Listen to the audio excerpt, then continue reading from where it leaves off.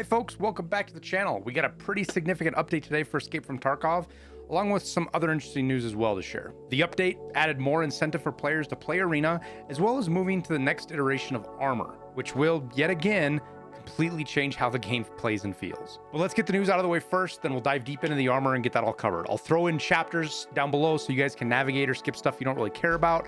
All I ask is in return, you give me a like and maybe a comment to help out with the almighty YouTube algorithm. Okay, so first things first, we got a little bit of a sneak peek at the add to favorites function coming, though it's not really clear what this is going to be. It doesn't show us much other than how the UI is going to interact with this. For example, like what is favorite other, what is favorite quests? Does that just bring the quest up that we favorite? What is the hideout? Is this a module or is this hideout items? Barter items, is that like the actual barter that's a favorite, or is it a barter item? Gear, all of that kind of stuff. Not sure what it means, but it's something they're working towards, and the more UI elements we have to make life easier, the better. Now, on top of that, I noticed this repost from Dimitri talking about the Tarkov Basement Guy, which if you look at that, this account is guy from Battlestate Games, Basement, Meme, In-House Life, Anime, and shit posting. So not 100% sure exactly who this is, but I believe they work at BSG just based on this post. But they said they finished recording a lot of cool stuff that will help us improve Tarkov's sound engine. They're asking, should they do a dev diary? But this stuck out to me because audio is obviously a big thing that a lot of people are worried about in Tarkov, especially as it seems to kind of go back and forth and just get worse each iteration, more problems. And they talk about having new sounds that are going to improve the engine. And the only way I can think that this matters is if you add more sound files to add granularity to what the game's pulling from when an action happens. That means you don't have to use the same sound, but like modify that sound because, it's above you or it's through a wall or, the different occlusion zone stuff that has the same sound, but it just modifies it a little way. If they can have actual separate sounds, I think it's possibly by complicating the system, it simplifies the system. I don't know if that really makes sense of what I'm trying to say, but it might lead to a better, more consistent result. So interested to see what this is and what this means and how it plays out. It could be a big deal and it could be a nothing burger. But that's pretty much everything up to now. We have the patch 14.9.1. And we will talk about the patch notes here a little bit. I'll throw a link down so you can go to these and look at them if you want. The first thing mentioned is we got 4 new loot crates that come from Arena that you can transfer to Tarkov and open up with a level 2 workbench, which talks right here in the hideout. You got an equipment crate, weapon crate, supply crate, valuable crate. It's kind of what you think. Equipment's going to be armor, plates, backpacks, headsets, things like that, I imagine. Weapon crate is weapons, attachments, melee weapons, stuff like that. Ammo could be a big one. Supply crates are going to be barter items, as well as medicine, stimulants, food, water, all that kind of junk. And then valuable crafts, which are going to have valuable items, think gold chains, bitcoins, but as well as keys, key cards, and info items, which info items are like intel, SSD drives, things like that. So those are going to be available in Arena by doing daily and weekly tasks. You'll finish the task, you'll get that item, and then you can transfer it via ref over to Tarkov and then open it up and you get your goodies. Along with that, there were some more bonuses added. You get your insurance time reduced by 30% for Edge of Darkness or Unheard Edition. So the return time, you're going to get things back 30% faster. I don't think the duration's longer yet, though. Still is what it is. There's PMC upper clothing and the Cultist jacket, which is kind of cool. One of the guys that was helping me do armor testing had it on. If that's your thing, go for it. You can have the hood up, you can have the hood down, either or. But it's one of those things that's additional for going with the Unheard Edition. And then lastly, we got the unique PMC dog tag that are for Edge of Darkness and Unheard. They have their own looks. There's Bear, USEC, kind of the same shape, but just different colors and a little emblem and stuff on there. I like it. I think this is cool. It reminds me of the old Battlefield days with the lots of dog tags there. I wish there was more options on dog tags. Like you could put little achievement symbols or things you accomplished in the game on your dog tag as a collection. Just old stuff from Battlefield. Maybe I'm reminiscing too much about that, but I like it. I think it's cool. And now for the armor changes. I'm going to read these patch notes specifically now because there's going to be some things that they say in here that don't line up with what we saw in testing. So I want to make sure that we can highlight that and talk about it. So all ballistic plate colliders in the same zone are now the same size. Various ballistic plate formats Granite, Sappy, Granite 4, Corund will protect the identical surfaces on the thorax. So in practicality, what that means is before today's patch, these plates all had coverage that looked like what they were shaped like. So like your Corund plate here had more coverage on the stomach, less up on top. You had this diamond shaped coverage here, or the, you know, the Western style square stop sign top kind of looking coverage. I know there's a name for that shape, but I don't know what it is. And so these all three had different shapes and different coverages. That is not the case. The coverage is all the same now, and it's not the shape of one of these plates. But we'll get more into that in a sec. It says they increase the ballistic plate protection area. Front ballistic plate collider is increased width and height, adding collider covering the collarbone area, added colliders covering the armpit area at chest level.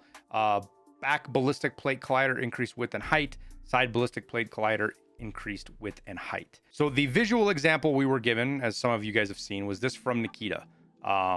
Whereas here you can kind of see this broadly shaped front plate where versus a big square on the new system. The green lines don't help see things. But on the side, it really kind of shows up on the side view.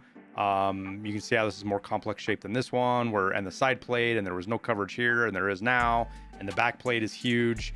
We'll spin around and look at the back plate. You know, you can see right here the difference, the pretty big difference. This plate here, I'm assuming being this one for the back plate. That's what they were showing on there on this collider. So you can see a dramatic increase in coverage. But, and this is a huge but, this is maybe just a visual representation of what their goal is versus what is actually happening in game. Now, saying it doesn't happen in game, we'll get into that in a sec. We'll show you the testing and what it is. Quick note though, these changes are not in arena yet. They will be. They're just not there yet. So I'm guessing they're going to flush them out in Tarkov and then push them over to arena. But they will be coming to arena. They're just not there yet. So you're still playing on the old armor system in arena. So as usual with these armor changes, I hopped on stream. I got a few folks from chat to help out, and we tested some of the basics. Shout out to Unsinkable Sam and Vinali for helping out, lending a hand, and letting us get this stuff done. Now, first things up, I want to get some stuff out of the way. We didn't do like crazy, super in-depth testing because it just wasn't needed. We double checked some of the mechanics to make sure they were working or weren't working the way, and then we went from there. So starting off, the hitboxes on the body are still there. You still have an armpit hitbox. There's, you know, the groin and the back and the upper back and lower back, and all of those hitboxes, they're all the same as they were before. They did not change the hitboxes, at least near as I could tell. On top of that, soft armor still acts the same way as it did before this patch too.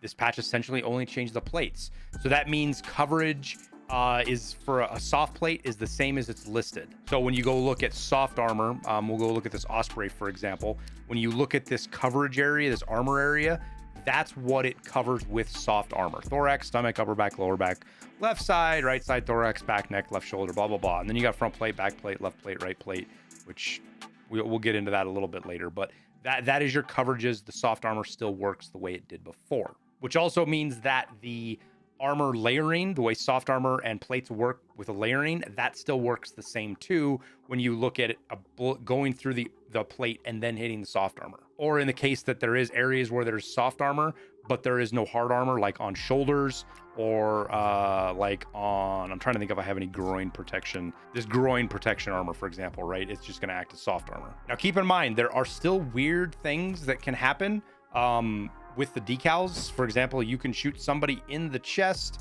have it hit the chest, have it hit the armor, but have a decal show up on the chest and the helmet.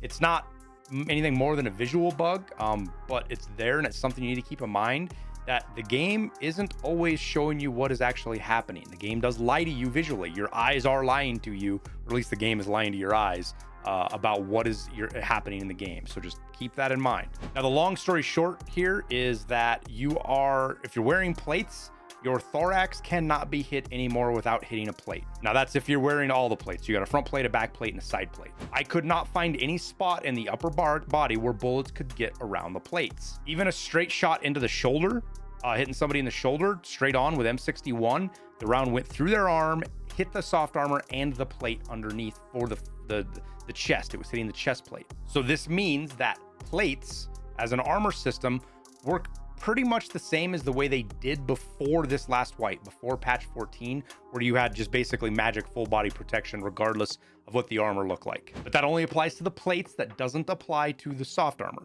Now, again, this is the visual of what we're getting. And if you look here, there's a gap in the armor. There's no armor right here on this piece, but you're hitting armor when you shoot there. And oddly enough, you're usually hitting the front plate all the way into the back. I even have shots on the back shoulder that were hitting the front plate. All right, now we're gonna use one of my favorite teaching aids here, Microsoft Paint, to kind of show you guys exactly what I feel like is going on here based on our testing. Now, the front plate is pretty straightforward and simple. You're going to be covering everything from here all the way to here is all completely covered by the plate. There is no gap. Even up on top of the shoulder here, you have protection. So pretty straightforward, simple. When you're looking at the front, that's what you get. Same thing on the back. The interesting stuff is when you go to the side plate. What it looks like to me from the testing we got is your front plate comes to about here. It gaps up and it comes all the way back over here and comes over the top and covers this whole area is covered by a front plate. This includes underneath the arm and shoulder. This is all covered by front plate. Based on just where we were shooting, even into the back, shooting the back of the shoulder, I was getting front plate hits on the guys we were shooting. Now, after that, you're going to have the side plate, which let me see if I can get a rectangle to work right here. That is going to be where your side plate hits, which is covering your stomach. That is all, those started to be side plate hits. There was some overlap here, if you will, where you would end up with just weird things. And I think this has more to do with how the character model kind of interacts with clothing and stuff like that. It looked like these weird overlaps, but long story short, pretty much anything back here in this section is going to either hit the chest plate or the side plate. Now, when you roll to the back, you ended up with the back plate. The back plate goes all the way up to the top of the shoulder before it hits the neck. You're all the way up here. I didn't ever get anywhere that I hit the back, but didn't hit armor. And again, this happens regardless of plate shape or type. They're all the same coverage. So what is happening, I believe, is instead of us having a system like what they're showing here, where you have these colliders where there's actually a gap, or you have realistic armor, it's back to it's kind of like how the soft armor works, in a sense that the armor acts as kind of a blanket for that hitbox. You cannot hit the thorax without hitting armor anymore, which means people are going to be incredibly tanky because there are no more weak points. And if you put a class 6 plate in a class 3 rig, you have that extra little bit of protection on top of everything else. So what are the impacts of this? This is my old tier list that I did with the old armor system, which I'm going to redo.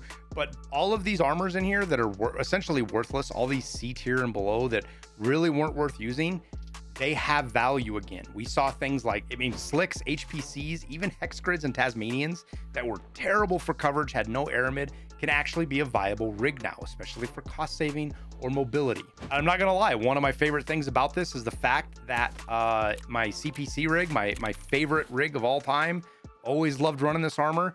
I haven't used it all white because it sucks. Now I can use it again. But because soft armor works the same way it did before, a CPC does not provide the same level of coverage as even a Thor concealable reinforcement armor. This covers your body better for bullets that finally get through the plates, or even bullets that get through the plate but are slowed down enough that an aramid could stop it. There's still that little bit of this thing is going to perform better than this in certain scenarios, but at least rigs aren't useless anymore. All in all, this means that armor now is better than it was before patch 14 back in December with the wipe. The armor is basically more powerful, which means shotguns and SMG ammo are going to have a terrible time with killing people if you're hitting them in the armor. Because of how some of these changes worked, especially things like Flechette and Piranha are not going to work very well.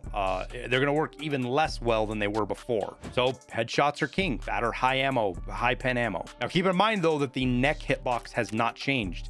You can still get hit here and it's still a one tap. It still applies to the head hit pool.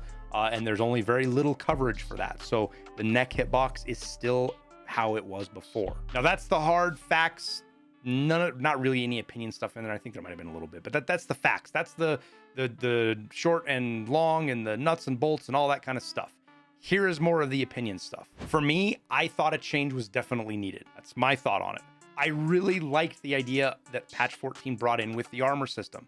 Removable plates and weak points and the plethora of armor choices that gave us was something that was really good idea, and I wish it worked for the game, and I wish it could work in Tarkov. but it can't. I do not see how you can have a realistic armor system with realistic shapes and all that kind of stuff that overlays a gamified health system that uses simplistic hit point pools on arbitrary areas of the body that can lead to death or not death. Now, I feel like I captured this the best in a little rant, so we're gonna cut to that, and I'm just gonna show you my little rant about this and my examples here when we were doing testing. Okay, guys, so for what all you guys arguing about fucking realistic armor this and realistic armor that. So what we have here is the shape of a realistic plate. The reason this plate is shaped the way it is to give maximum protection and give you maximum movement. That's the IRL reason for a shape like this. It covers your lungs, your heart, and your upper part of your basically your guts. And the reason that is shots that hit anywhere in this area can turn the switch off with one shot. That's why those plates are there, is because if you take a shot there, you're dead, period. Like, your lights out. This is the thing with armor that a lot of people don't realize in real life. You take a shot here in a fight, even if you're 5 minutes from a hospital, you're gonna have a hard time surviving. The difference is you're not gonna die for about a half hour, 20 minutes to a half hour, depending on the bleeding and everything else. The whole purpose of a plate system, a realistic plate system, is to keep you alive long enough to finish the fight. Not to save your life, but to kill the other guy that was shooting at you. That's what realistic plates do. When you overlap that with an unrealistic gamified health system, what you end up with is inconsistent coverage. Because when I shoot him here, and then I shoot him right there, right through the fucking heart, it does the exact same damage. So it does no good to overlap a realistic armor system onto a non-realistic health system. I love the realistic armor system. I think this is fucking cool. Having plates that match the shape of whatever you're wearing. That is a cool system, but it doesn't work with a gamified health system as a game loop, period. Because what ends up happening is when you shoot somebody and you're good at the game, you hit the plate, because nobody, when they're fighting from here, is like, oh, I'm gonna aim at this little sliver of space and hit the weak spot of the armor. Nobody's fucking doing that. Nobody is doing that. And if you say you're doing that, you're full of shit. What everybody's doing is they come around a corner, they see a guy, and they center mass on him. Now, if you're a good shot, you're hitting armor. If you're a bad shot, you're spraying all over the place, and you're more likely to not hit the armor. That is the inherent weakness of the realistic armor system in the game right now. It's not that the realistic armor system sucks, it's that it doesn't work with a gamified health system. And if you want a perfect example of this, look at Gray Zone Warfare, because Gray Zone Warfare actually puts the vitals in here so that they can give realistic hitboxes. So I hope that explained well enough.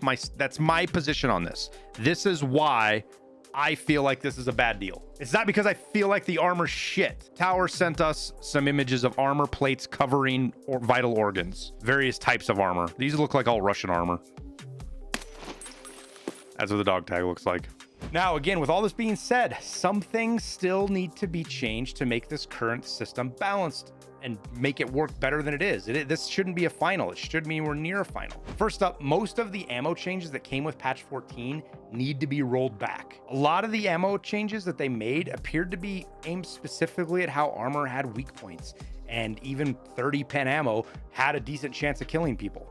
That isn't the case anymore. This especially shows up with some of the 545 and 556 ammos. Also, my initial thought right now is that high-end armor is probably too readily available. But this is one that I think needs some time to simmer and flesh out. Once we see people eat through their plates a little bit more, which is going to happen now with this change, because you're not going to be able to miss plates like you used to. You're going to be hitting plates. They're going to be getting chewed up. People are going to be going through more of them. So some of the stocks that people have stored up in their stash are going to get reduced, and we'll have a better idea of about how often people are going to be running, class 4 versus class 5 versus class 6. This change, while it might seem simple, is a huge change to a foundational system in the game. It's going to take time to balance it out and tweak it to where it feels good, as well as where it makes sense for the game loop. And I really think that can happen. which is one of the big difference between where we are now and where we are a week ago. There was almost nothing you could do more to the old armor system and make it work and fit the game loop properly without completely overhauling the health system. And when I say overhaul the cell health system, I don't just mean change hitboxes. You have to change how hit points are dealt with. You have to change how meds heal in the game. I mean, top to bottom change to stuff. And the really good example of this is how Gray Zone Warfare does its armor and health system. Gray Zone Warfare has a very realistic armor system as well, with plates and soft armor and all that stuff. But it also has an organ-based health system that doesn't have a hit point pool and deals with all of these different health mechanics in a completely novel and honestly really cool way. I'm not just trying to talk up Gray Zone Warfare. I'm just trying to show how drastically you would have to change the health system to make a realistic armor plate system work. Now I'm starting to work on a new armor tier list video to get you guys a more simplified format to digest and answer some of the questions of like, which is the best armor, right? And you can just go look at what you're available and figure out which one you want to run with. And then I'm also going to do a video that goes into in-depth and explains the material types of the different armors, what they mean, why they matter, because it's going to become even more important now as people start really caring about what plate they're running and it matters. So make sure you're subscribed to the channel and you hit that like button so YouTube knows to show you these videos when they come out. But we'll wrap the video up there. As always, shout out to my music. The link is down in the description. It's made in conjunction with Low Wave Records. It's free to listen to, supports me through the revenue on Spotify as a content creator. And if you're a content creator yourself, you can listen to it on your stream or use it in your YouTube videos without the fear of DMCA takedowns or copyright strikes. All we ask is you attribute us so people know where to find it if they like it. But that's why we made it, was for the community, to get away from that big scary ooga booga stuff of the big record labels and all the shenanigans and games they play. But we'll wrap her up there. Thank you guys for watching as always. I wish you guys the best of luck in your raids. Good luck with the new armor system, and we'll see you in Tarkov.